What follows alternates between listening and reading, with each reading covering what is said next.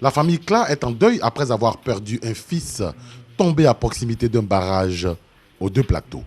Il a été lâchement assassiné par les hommes de Ouattara, soutenus par l'opération des Nations Unies en Côte d'Ivoire.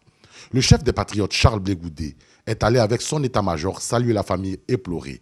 Il a exprimé sa colère et laissé entrevoir ses intentions face à ce qui se passe. Nous disons que ça ne doit pas continuer comme ça. Et ça ne peut plus continuer comme ça. Vous savez, il y a des gens à partir de qui le changement arrive. À partir de qui les positions changent. À partir de qui les comportements changent. À partir de qui les stratégies changent. On ne peut plus accepter en tout cas que ça continue comme ça.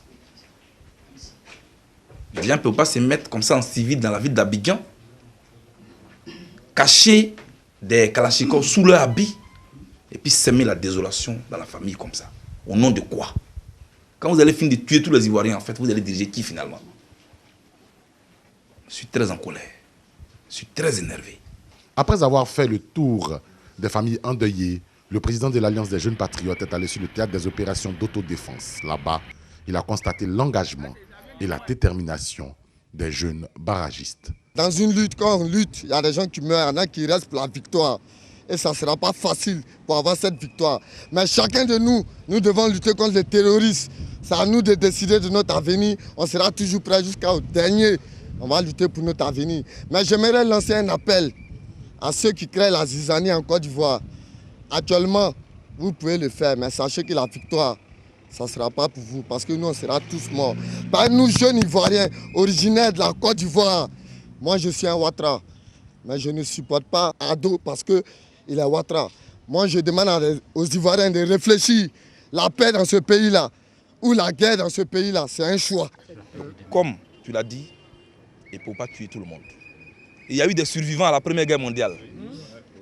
Il y a eu des survivants au génocide rwandais. Il y a eu des survivants au tsunami. Il y aura des survivants à la guerre en Côte d'Ivoire. C'est pourquoi tout ce que vous voyez ici, les leaders de la Galaxie patriotique et moi-même, demain samedi, à partir de 14h, à la place CPN de Yopougon. À partir de là, nous allons lancer l'appel historique.